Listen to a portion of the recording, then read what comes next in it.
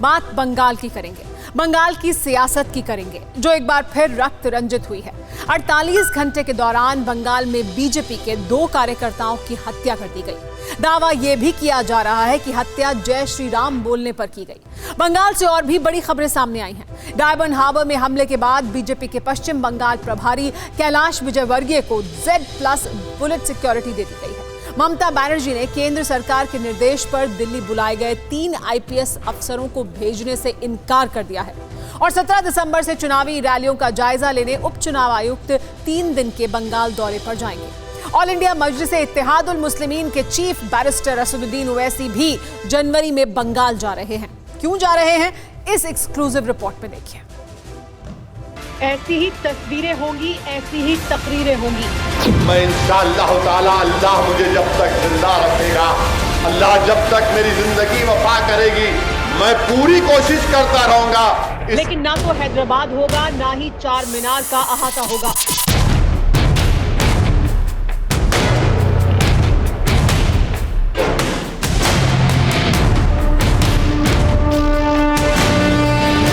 ओवैसी बंगाल जाएंगे क्या, जाने वाले हैं।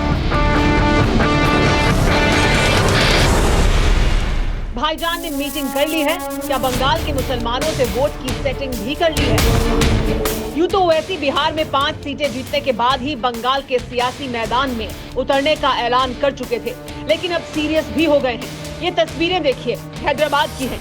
ओवैसी ने बंगाल से आए अपनी पार्टी कार्यकर्ताओं के साथ मीटिंग की, चुनाव पर तैयारियों को लेकर चर्चा की, फिर मुलाकात को लेकर ट्वीट भी किया।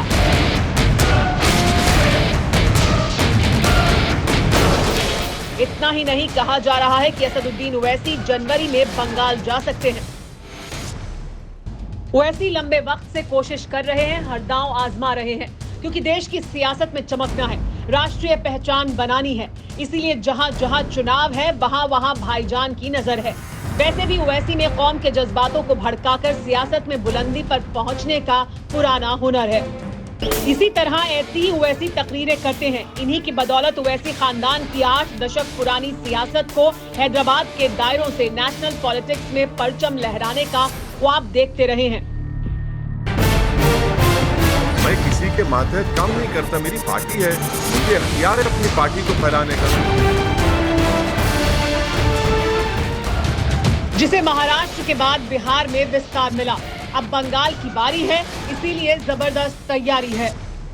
बंगाल में 30% मुस्लिम हैं। ऐसे में ओवैसी जिस तरह की सियासत करते हैं, बंगाल उनके लिए बिल्कुल मुफीद है। लेकिन एक मसला है, ओवैसी मंच से उर्दू में तकरीरें करते हैं और बंगाल का मुस्लिम बांग्ला बोलता है।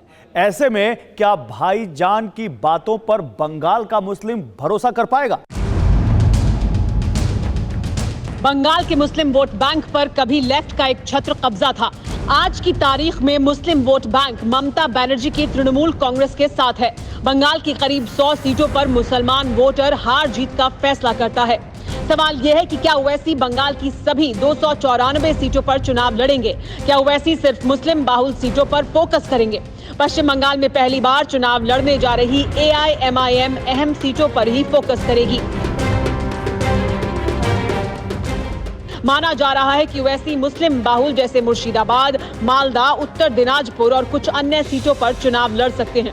वैसे ओवैसी बंगाल के कोने कोने में जाने का दावा करते रहे हैं। मालदा, मुर्शिदाबाद, दक्षिण दिनाजपुर, उत्तर दिनाजपुर, दक्षिण 24 परगना जैसे जिले मुस्लिम बाहुल हैं।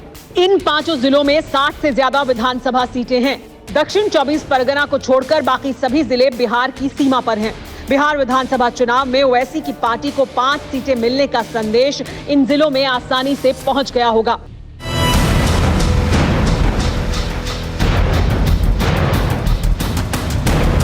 माना जा सकता है कि ओवैसी इन जिलों की सीटों पर चुनाव लड़ सकते हैं, लेकिन बंगाल का मुसलमान क्या सोचता है? इन्हीं सवालों का जवाब टटोलने TV9 भारतवर्ष के रिपोर्टर बंगाल के अलग अलग इलाकों में पहुंचे। हमने जो सुना, जाना, समझा, वो आप भी सुनिए।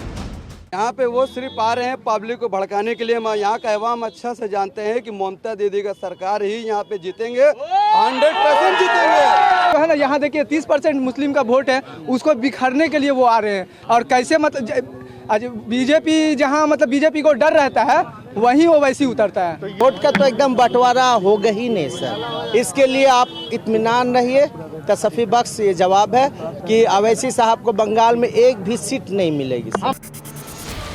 बंगाल में धर्म और जाति की राजनीति की रिवायत नहीं रही है, लेकिन पिछले ममता बनर्जी के करीब दशक भर की सत्ता के दौरान तुष्टीकरण के आरोप लगते रहे हैं।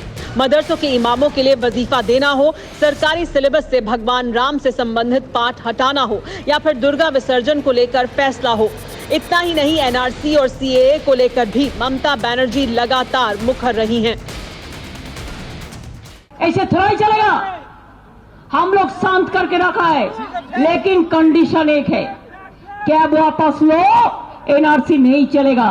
अगर नहीं वापस लो तो हम भी देखेगा किधर से आप करते हो। हम देखते हैं किसका साथ इतना जोर है, कितना का पास इतना जोर है, हम देखेंगे।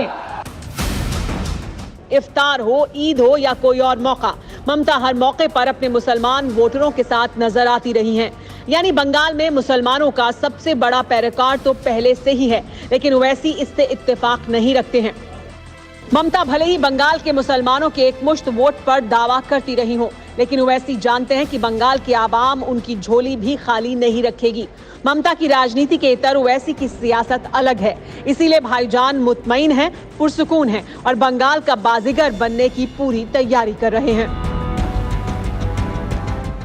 फिक्र आपकी, सोमवार से शुक्रवार रात 9 बजे सिर्फ TV9 भारतवर्ष पर।